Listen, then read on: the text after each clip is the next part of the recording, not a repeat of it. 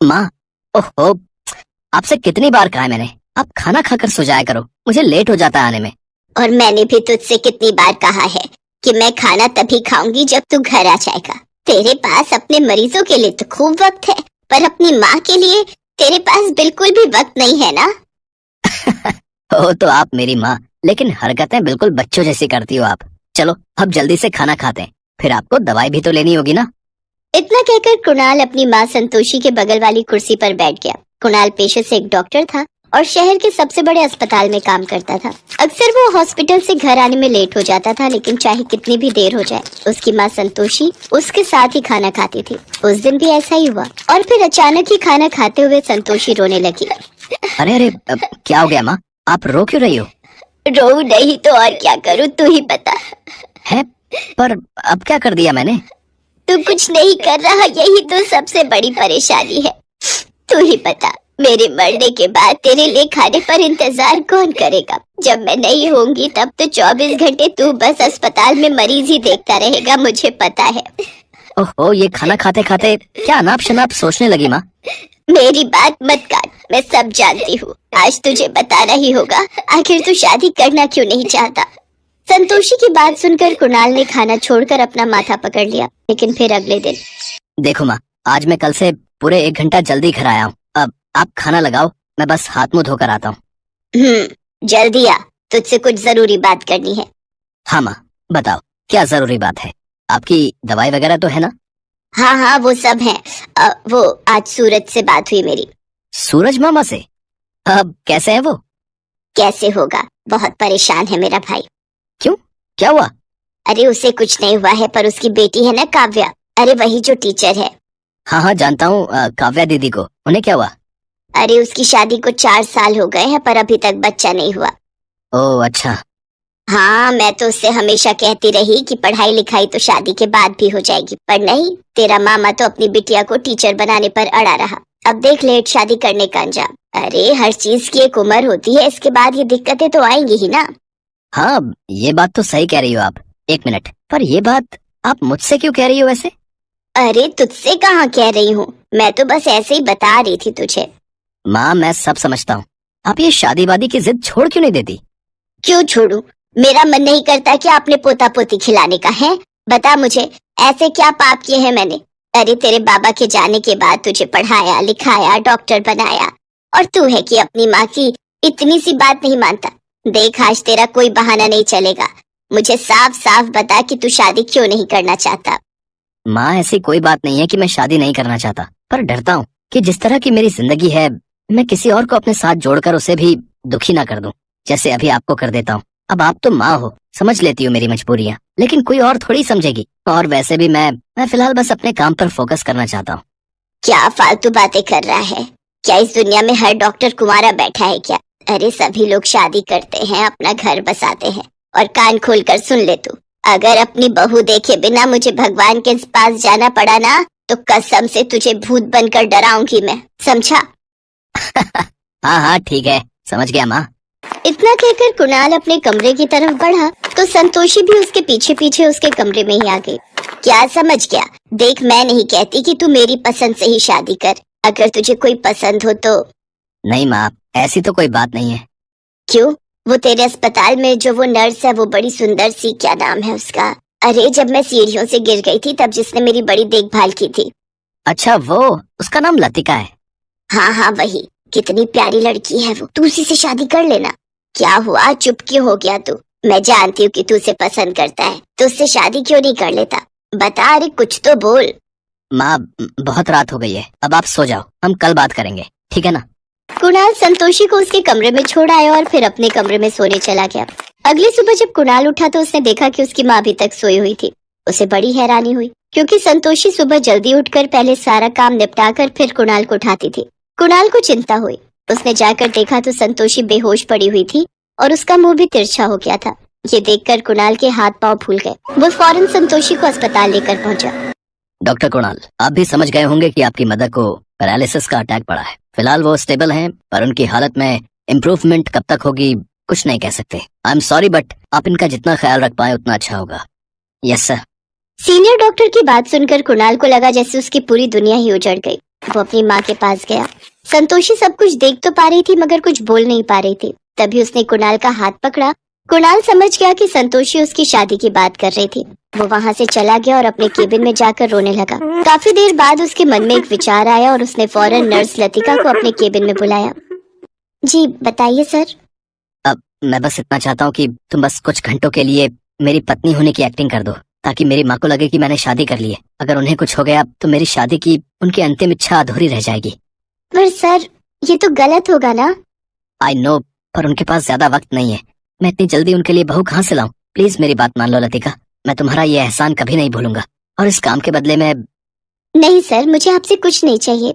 Aunty बहुत अच्छी हैं, मैं उनके लिए इतना तो कर ही सकती हूँ। ठीक है, तब आप मुझे बताइए कैसे, कब और क्या करना है। फिलहाल मैं माँ को लेकर घर जा रहा हूँ, तुम बस दुल्हन के गेटअप में मेरे घर पर पहुंच जाओ आज ही। ठीक है सर।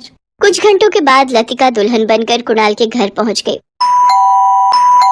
लतिका, तुम्हारी मांग में सिंदूर नहीं है। अब माँ को शक हो गया तो? सॉरी सर, पर मैं ये नहीं कर सकती। सिंदूर तो सुहाग की निशानी होती है। मेरी मांग में उसी के नाम का सिंदूर होगा जो सच में मेरे पति होगा। पर आप फिक्र ना करें, मैं अपना सर साड़ी के पल्लू से ढक लूंगी। अब ठीक है, फिर आ जाओ अंदर। कुणाल लतिका को लेकर संतोषी के कमरे में गया। लतिका और कुणाल दुल्हा दुल्हन के रूप में थे और दोनों के गले में वरमाला थी। अब माँ देखो, मैंने शादी कर ली। आखिरकार बन ही गई आप सास। देखो ना, आ गई आपकी बहू। अब तो खुश हो ना आप? कुणाल की बात सुनकर संतोषी ने आंखों के इशारे से लतिका को अपने पास बुलाया और फिर बड़े प्यार से उसके सिर पर अपना हाथ रखा। लेकिन उसके कांपते हाथों की वजह से लतिका का पल्लू उसके सिर से हट गया और तभी संतोषी को लतिका की सूनी मांग दिख गई। संतोषी एक ही पल में सब समझ गई। उसे कुणाल पर बहुत गुस्सा आया। उसने फौरन कुणाल को अपने पास बुलाया और उसे मंदिर की तरफ इशारा करके वहाँ से कुछ लाने को कहा। दरअसल वो मंदिर में रखे सिंदूर की बात कर रही थी। कुणाल अपनी माँ की बात समझ गया था। संतोषी की सांसें अब उखड़ने लगी थी। ये देखकर कुणाल फौरन मंदिर से सिंदूर उठाकर ले आया। संतोषी ने कुणाल का हाथ पकड़कर लतिका की मांग में सिंदूर भरवा दिया। लतिका भी इसका विरोध नहीं कर पाई और कुणाल भी कुछ नहीं कह सका। सच तो ये था कि वो दोनों भी दिल ही दिल में एक दूसरे को पसंद करते थे, लेकिन ये बात जाहिर करने की हिम्मत दोनों में नहीं थी। अगले पल संतोषी ने लतिका का हाथ थाम लिया और उसका हाथ कुणाल के हाथ में थमा दिया और फिर वो हमेशा के लिए शांत हो गई। पर आखिरी वक्त में उसके चेहरे पर एक सुकून भरी मुस्कान थी, जबकि हाथ में हाथ थामे लतिका और कुणाल बस रोए ही जा रहे थे। पापा प्लीज गाड़ी रोकिए जल्दी। अरे पर क्या हुआ बेटा? कुछ नहीं पापा, अब आप जाओ, मैं खुद से चली जाऊंगी कॉलेज। पर कॉलेज तो अभी 2 किलोमीटर दूर है, कैसे जाओगी वहाँ तक? अब वो देखिए, मेरी सहेली कामना आ रही है। वो जो साइकिल पर आ रही है? हाँ पापा, वो मेरी सबसे अच्छी सहेली है, मैं उसी के साथ जाऊंगी। पर तुम साइकिल से कैसे? मतलब कुछ नहीं, आप जाओ। जब तक कमलनाथ अपनी बात पूरी करते, लक्षिता गाड़ी से उतरकर कामना के पास चली गई। कमलनाथ को ये देखकर अच्छा नहीं लगा। फिर थोड़ी देर बाद कॉलेज में कितना मजा आया ना। क्या खाक मजा आया, तू तो आराम से बैठ गई पीछे। मैं थक गई तुझे यहाँ तक ढोकर लाने में, तो मैं क्या करूँ? अब मुझे तो साइकिल चलानी आती नहीं है, तो तुझे ही ढोना पड़ेगा ना मुझे। लक्षिता और कामना कॉलेज में एक ही क्लास में पढ़ते थे। दोनों सारा दिन एक साथ ही रहती थी। कामना बहुत सुंदर और पढ़ाई में बहुत होशियार थी। लक्षिता के पापा कमलनाथ बहुत पैसे वाले आदमी थे, जबकि कामना एक गरीब किसान की बेटी थी। फिर उसी शाम, आजा आजा, मैंने तेरे लिए रोटी बनाकर रखी है। बाबा मैं आ गई।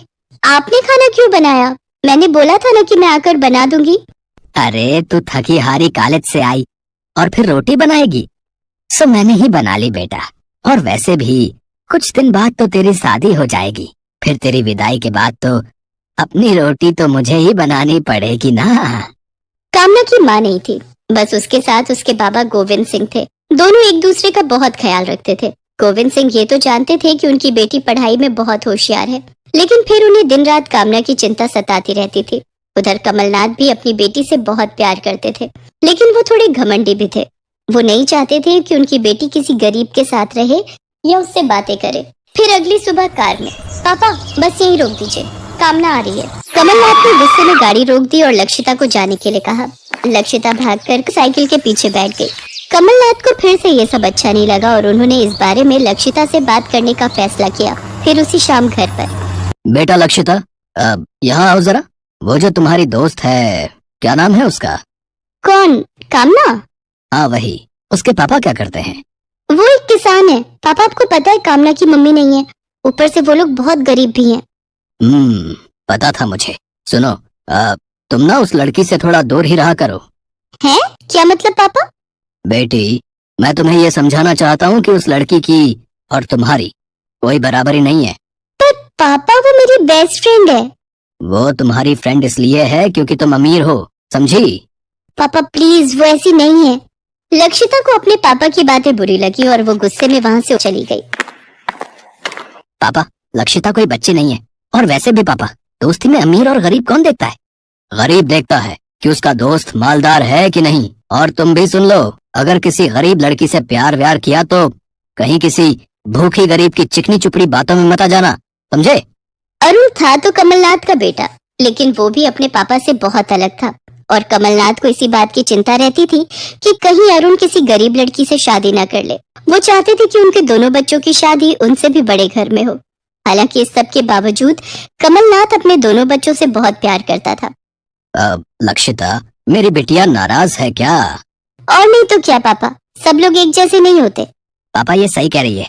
ओहो, तुम लोग ऐसे नहीं मानोगे मेरी बात। लगता है तुम्हें उस लड़की की असलियत दिखानी ही पड़ेगी। चलो फिर उस लड़की को टेस्ट कर ही लेते हैं। कमलनाथ ने जैसे तैसे अपने दोनों बच्चों को मना लिया। वो कामना की दोस्ती की परीक्षा लेना चाहते थे। और फिर अगले दिन, सुनना, आज तू मेरे साथ मेरे घर पर चलना। क्यों, क्या हुआ? अब कुछ काम है तुझसे, घर चलकर बताऊंगी। शाम को अरुण कार से लक्षिता और कामना दोनों को घर ले गया। लक्षिता सीधे कामना को अपने कमरे की तरफ ले गई और उससे कहा, तू अंदर बैठ, मैं बस फ्रेश होकर आई। ओके, जल्दी आना। कामना जैसे ही कमरे में गई तो ये देखकर हैरान रह गई कि लक्षिता के बिस्तर पर नोटों की 2 गड्डियां पड़ी हुई थी। देखने से ही पता चल रहा था कि वो बहुत सारे पैसे हैं। कामना ने फौरन नोटों की गड्डियां हाथ में पकड़ी और वहीं बिस्तर पर बैठ गई। उधर कमलनाथ और अरुण ये सब कुछ कमरे में लगे कैमरे की मदद से देख रहे थे, जो कमलनाथ ने उसी दिन लगवाया था। देखा, मैंने कहा था ना, ये सब एक जैसे होते हैं। सिर्फ कुछ पैसों के लिए अपना ईमान बेच दिया इस लड़की ने। 1 मिनट पापा, जरा रुक तो जाइए। देखो लक्षिता कमरे में आ रही है। ओए, कैसी बेवकूफ लड़की है तू। ये इतने सारे पैसे ऐसे ही बिस्तर पर छोड़ रखे हैं तूने। तेरे पापा और तेरे भाई कितनी मेहनत से दिन रात एक करके पैसे कमाते होंगे, और तू है कि तुझे बिल्कुल पैसों की कदर ही नहीं है। ले, ये पैसे पकड़ और या तो अंकल को दे आ या फिर इसे कहीं संभाल कर रख। लक्षिता को तगड़ी डांट पड़ी थी, पर वो अंदर ही अंदर बहुत खुश थी, क्योंकि भले ही कामना न जानती हो कि वो एक बहुत बड़ी परीक्षा में पास हो चुकी थी, लेकिन लक्षिता ये बात अच्छे से जानती थी। उधर दूसरे कमरे में, उम्मीद है पापा कि आपको आपका जवाब मिल गया होगा। आपने उसे बहुत गलत समझ लिया। इतना कहकर अरुण वहां से चला गया। कमलनाथ हार चुका था और उनकी बेटी की दोस्ती जीत गई थी। फिर अगली सुबह, पापा सुनिए, आज सेमेस्टर की फीस भरनी है। हाँ, ये लो पैसे। कमलनाथ ने लक्षिता को पैसे दिए, लेकिन इसके बाद दोनों में कोई बात नहीं हुई, क्योंकि कमलनाथ के पास कहने को कुछ था भी नहीं। उधर कामना भी अपने बाबा से पैसे लेकर कॉलेज जा रही थी, लेकिन तभी उसने देखा कि रास्ते में एक कार का एक्सीडेंट हुआ है और कार सवार खून से लथपथ है। कामना ने जब उस घायल को देखा तो हैरान रह गई। वो अरुण था। कामना ने फौरन एक टैक्सी रोकी और उसे तुरंत अस्पताल लेकर पहुंची। डॉक्टर, डॉक्टर प्लीज जल्दी कीजिए, इन्हें बहुत चोट आई है। इनके सर पर चोट है, हमें इन्हें इमरजेंसी में ले जाना होगा। आप एक काम कीजिए, काउंटर पर 5,000 रुपए जमा करा दीजिए। अरुण ये सब देख और सुन रहा था। उधर डॉक्टर की बात सुनकर कामना सोच में पड़ गई, क्योंकि उसके पास पैसे तो थे मगर वो उसकी फीस के थे, लेकिन उसे पता था कि उसे क्या करना है। कुछ देर बाद कमलनाथ और लक्षिता भी वहां गए। लक्षिता ने आते ही कामना को जोर से गले लगा लिया। अरुण का ऑपरेशन हो चुका था और अब वो खतरे से बाहर था। फिर कुछ दिन बाद, अंकल नमस्ते। नमस्ते बेटी, कैसी हो? अंकल मेरी शादी तय हो गई है, तो सबसे पहला कार्ड मैं आपको ही देने आई हूँ। अच्छा, लड़का क्या करता है? जी, वो सरकारी क्लर्क है। सही है, सरकारी नौकर है तो राज करोगी। कामना वहां से चली गई, लेकिन कमलनाथ को कुछ अच्छा सा नहीं लगा। फिर जल्दी ही कामना की शादी का दिन आ गया। वर वधू को बुलाइए, फेरों का समय हो रहा है।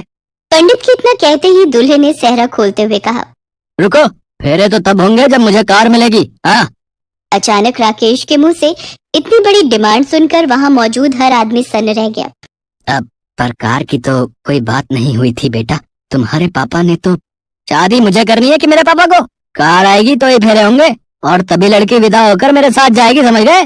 गोविंद सिंह राकेश से मिन्नत करते रहे, लेकिन राकेश कुछ सुनने को तैयार नहीं था। तभी गुस्से में उसने गोविंद सिंह को धक्का दे दिया।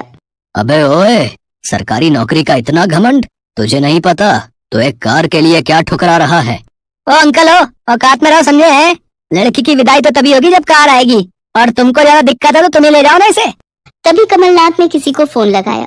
हेलो शर्मा जी। हाँ, मैं अच्छा हूँ। एक काम करिए, अपने शोरूम की सबसे महंगी कार लेकर आइए। एड्रेस भेज रहा हूँ आपको, जल्दी कीजिएगा, किसी को अपनी औकात दिखानी है। कुछ ही देर बाद ही नई नवेली चमकती हुई कार मैरिज गार्डन में आ चुकी थी। वहां मौजूद सभी लोगों को कमलनाथ की ताकत का एहसास हो गया था। अरे वाह अंकल हैं, आपने तो कमाल कर दिया अंकल हैं, इतनी बढ़िया कार मंगवा ली आपने तो, हैं? अब तो खुशी खुशी विदा करो अपनी बेटी को मेरे साथ, है? विदाई तो होगी, पर तेरे जैसे घमंडी और लालची के साथ नहीं।